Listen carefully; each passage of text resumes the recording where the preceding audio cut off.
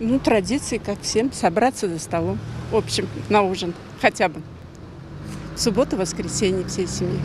Все, что осталось от наших предков, от стариков, все байрамы, как положено, все соблюдается, естественно. Но самая, наверное, главная семейная традиция – это собираться всем, то есть всей семьей.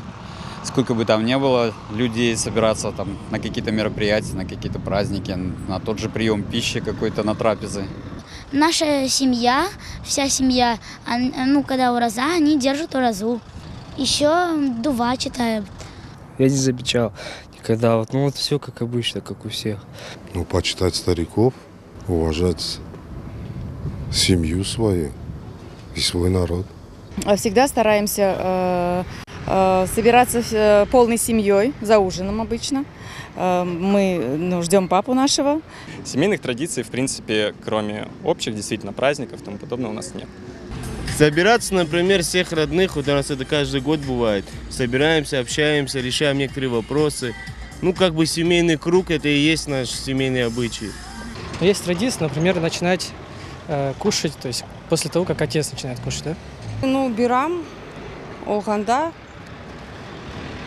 Все с этим связано. Такое курбан чалмага, ораза бирамлар. Такого плана есть, да, соблюдаем. Разговаривать на родном языке и чтить память своих родителей, дедов, прадедов, радоваться этой жизнью, живя на своей родине.